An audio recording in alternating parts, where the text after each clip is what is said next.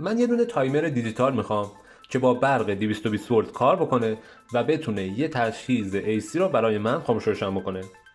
برنامه‌ریزی ساعتی و برنامه‌ریزی هفتگی هم داشته باشه. باتری بکاپ هم داشته باشه. توان مناسبی هم داشته باشه و تا 16 آمپر رو بتونه جواب بده. چه تایمری شما به من معرفی میکنی؟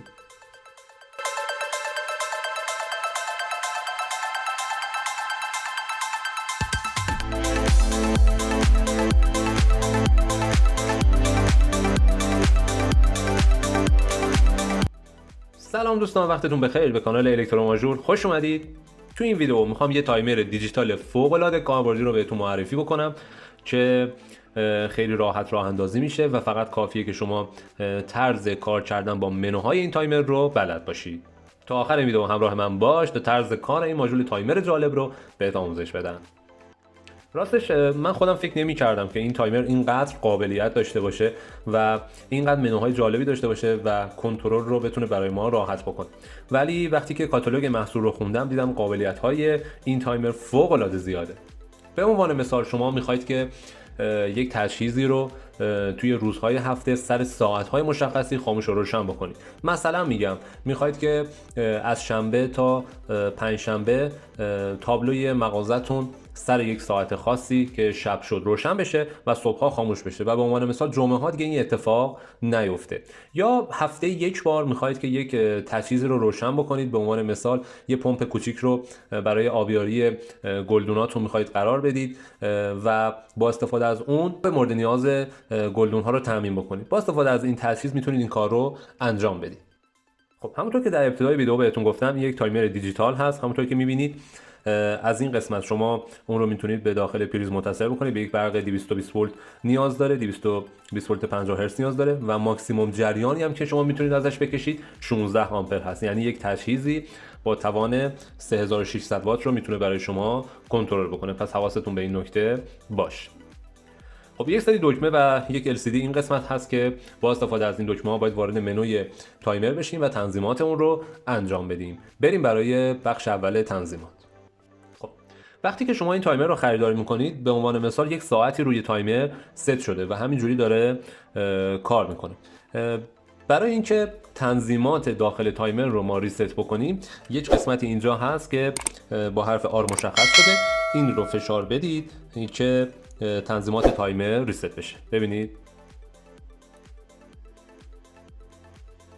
الان کلیه تنظیمات تایمر ریست شد و آماده برنامه ریزی هست. اگر شما تایمر رو خریداری کردید و دیدید که روی LCD چیزی نشون داده نمیشه، شارژ باتری این تایمر تموم شده. 20 دقیقه همینجوری تایمر رو به داخل برق 220 ولت متصل بکنید. باتری داخلی اون یک باتری 1.2 ولتی هست، شارژ میشه و بعد میتونید تنظیمات رو انجام بدید. خب اولین قسمتی که برای تنظیمات این تایمر ما در نظر گرفتیم تنظیمات زمان اون هست. همونطور که می‌بینید الان زمان تایمر و روزهای هفته‌ای که این بالا نشون داده میشه اشتباهه و ما می‌خوایم اون رو تنظیم بکنیم. می‌خوایم چه جوری باید این کار رو انجام بدیم.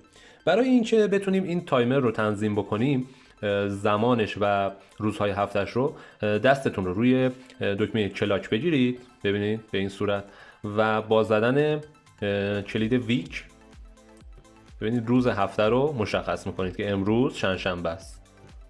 حواستون باشه که اون رو به درستی انتخاب بکنید. به عنوان مثال امروز جمعه است و من فرایدی رو انتخاب میکنم. خب میخوایم ساعتش رو تنظیم بکنیم. مجددا دستتون رو روی دکمه کلاک میگیرید و با استفاده از کلید اور ساعت رو تنظیم میکنید. به عنوان مثال ساعت الان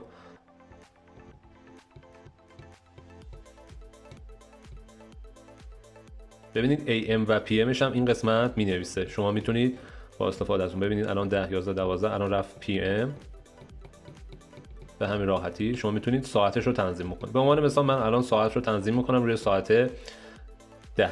الان میخوام دقیقش رو تنظیم بکنم. مجددا کلاک رو میگیرید و با استفاده از دکمه مین که مخفف مینت هست دقیقه رو هم تنظیم میکنید. خب الان من ساعت رو تنظیم کردم روی ساعت 10 و 20 دقیقه و روز جمعه. حواستون به این قسمت AM و PMش باشه. اگر دوست دارید که به صورت AM و PM باشه که از همین تنظیمات استفاده میکنید. اگر میخواستید که به صورت 24 ساعته باشه و دیگه AM PM نداشته باشه، دکمه مین و دیلیت رو فشار بدید با همزمان. ببینید الان رفت داخل مود 24 ساعته.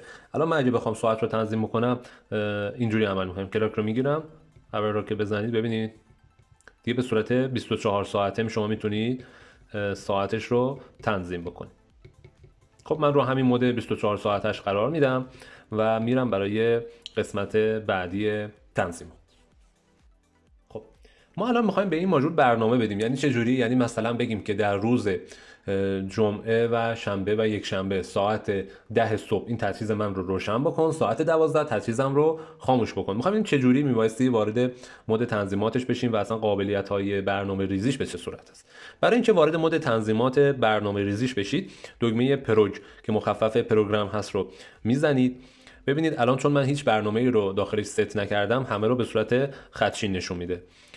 یک قسمتی هست اینجا آن رو نشون میده، یک مرتبه دیگه اگر بزنم آف، و اینجا هم عدد 1. یعنی برنامه 1 زمان آنش کی باشه، زمان آفش کی باشه. الان ببینید مجددا فشار میدم میره تو برنامه 2. یعنی برنامه 2 زمان آنش این قسمت نشون داده میشه، زمان آفش اینجا، که من هیچی ست نکردم به خاطر همین خطچین نشون میده. این تایمر 20 تا برنامه شما میتونید بهش بدید. ببینید من همینجوری که دستم رو روی دکمه پروگرام میگیرم، ببینید تا شماره 20 رو میتونم بهش برنامه بدم. یعنی 20 تا برنامه میتونم به این تایمرم اعمال بکنم. زمانی که شما توی مود پروگرام هستید، اگر خواستید از مود پروگرام خارج بشید، فقط کافیه که دکمه کلاک رو بزنید. ببینید من الان داخل مود پروگرامم. الان میخوام برگردم روی منوی اصلی، دکمه کلاک رو میزنم. اگر هم چند ثانیه صبر کردید، خودش وارد منوی اصلی برنامه میشه. نگرانش نباشید. خب من الان میخوام یه برنامه روی این تایمر ست بکنم. همونطور که میبینید امروز روز جمعه هست، ساعت 11 و 27 دقیقه. دکمه پروگرام رو میزنم، وارد منوی اولم میشه، میگه زمان آن چه ساعتی باشه. خب من الان شروع میکنم به تغییر دادن. با استفاده از کلید اور ساعتش رو تنظیم میکنم. به عنوان مثال 11 و دقیقش رو هم تنظیم بکنم. به عنوان مثال 11 و 40 دقیقه میخوام تجهیز من روشن بشه و یک مرتبه دیگه پروگرام رو میزنم. ببینید الان یه چند دقیقه که با کلیداش کار نکردیم از منوش اومد بیرون. مجددا وارد پروگرام میشم. خب زمان آفش چقدر کی باشه؟ این رو میذارم 11 و 45 دقیقه.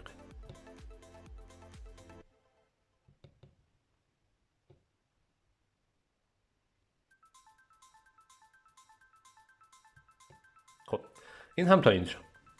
خب پس الان گفتیم که من بیام بیرون، یک مرتبه شما ببینید 11 و 40 دقیقه روشن بشه. زمان آف هم 11 و 45 دقیقه است. ما زمان روشن و خاموش بودنش رو تنظیم کردیم ولی روزهای هفتهش رو تنظیم نکردیم. خب الان دوباره وارد پروگرام میشیم. پروگرام یکمون الان ویک رو که بزنیم، ببینید شما میتونید تنظیم بکنید چه روزهایی این کار رو برای شما انجام بده. به عنوان مثال روزهای زوج داره، روزهای فرد داره، تک روز شما میتونید انتخاب بکنید که به عنوان مثال هفته یک مرتبه فقط جمعه ها این اتفاق برای شما بیفته، که من از روی همین مود جمعه این رو برای شما قرار میدم که میخوام عملکردش رو ببینید مشخص باشه. خیلی راحت به عنوان مثلا شنبه ها فقط، یک شنبه ها فقط، 7 روز هفته این اتفاق بیفته و پروگرام یک اجرا بشه. با استفاده از این دکمه ویک میتونید روزش رو هم پس تعیین بکنید. حالا من همون جمعه رو انتخاب میکنم و میخوام ببینم عملکرد تایمر به چه صورت است. میام اینجا یه دکمه داریم به اسم دکمه مود. همونطور که میبینید این قسمت نوشته آف یعنی که اصلا تایمر کاری به برنامه هایی که در داخلش هست نداره و کلا در مود خاموش هست. یک مرتبه من این دکمه رو میزنم، میشه اوتو آف. این الان یعنی چی؟ یعنی که خروجی تایمر من که تجهیزم رو میبایستی به این قسمت متصل بکنم خاموش باشه و وقتی که به زمان پروگرام رسید، همون زمانی که ست کردیم، یعنی زمان 11 و 40 دقیقه رسید، روشن بشه. خب یک مرتبه دیگه من میزنم میره تو مود آن. به عنوان مثال شما نمیخواید اصلا تایمر سر راه تجهیز باشه و میخواید تجهیزتون رو روشن بکنید، میخواید دائم الان روشن بشه. پس ببینید با استفاده از دکمه مود من این کار رو انجام دادم. حالت خاموش، حالت اتومات و خاموش، حالت روشن، حالت اتومات و روشن. اتومات و روشن یعنی چی؟ یعنی که الان خروجی من روشن میمونه و زمانی که به زمان آف رسید خاموشش میکنه، همونی که توی برنامه ست کردم. یه دونه LED هم اینجا هست که زمانی که خروجی ماژول فعال بشه این LED روشن میشه، یعنی الان برق 220 روی این دوتا ترمینال اینجا هست. خب پس من مودش رو میبایستی روی اوتو آف بگذارم که در حالت الان خاموش باشه، وقتی رسید به 11:40 دقیقه روشن بشه و 11:45 دقیقه خاموش بشه. تو این قسمت یک مودی هم میبایستی اینجا تعیین بکنید. وقتی که پروگرام رو میزنید و وارد پروگرام یک میشید، روی حالت روشن یعنی زمان روشن شدن میبایستی شما مود اتو و آف رو انتخاب بکنید. در زمان خاموش من ویک این رو هم درست بکنم که فقط روز جمعه این اتفاق بیفته چون یادم رفته بود. خب این رو هم تنظیمش میکنید روی اتو آف و الان دیگه منتظر میمونیم تا زمانمون به 11:40 دقیقه برسه و ببینیم که چه اتفاقی میفته.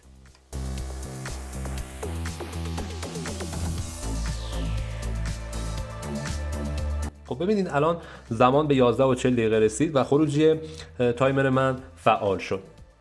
الان تا زمان 11:45 دقیقه خروجی روشن میمونه و سر 11:45 دقیقه خاموش میشه.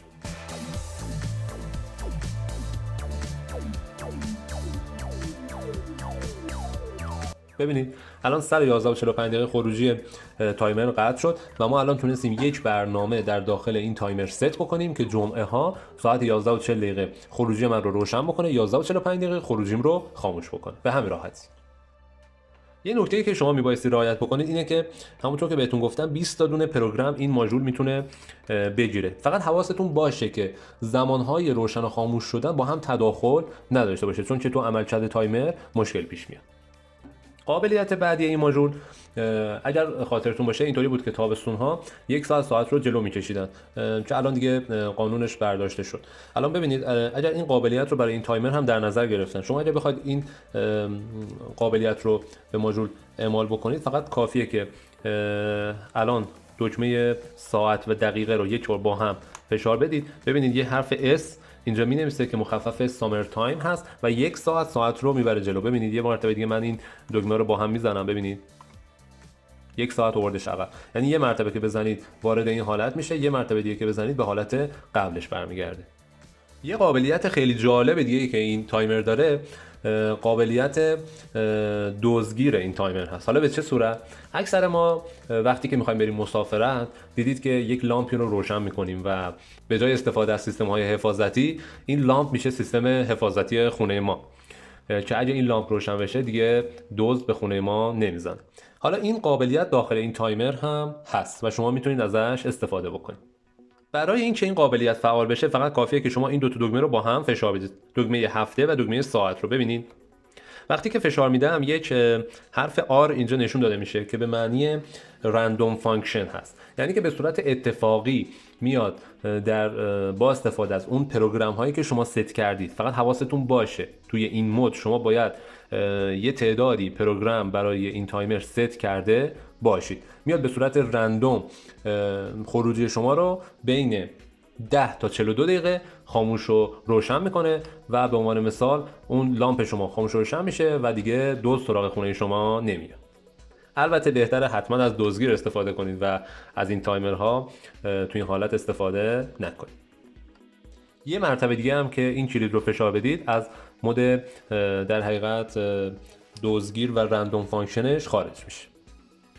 فوق العاده تایمر خوبیه. با استفاده از این تایمر به عنوان مثال میتونید پمپ آبی که دارید رو اگر جریان مصرفیش تا 16 آمپر هست حواستون باشه به این نکته، به عنوان مثال اتوماتش بکنید و بگید آقا جمعه ها ساعت 10 تا 12 پمپ روشن بشه و بعدا خاموش بشه. خیلی راحت با استفاده از این تایمر میتونید این کار رو انجام بدید.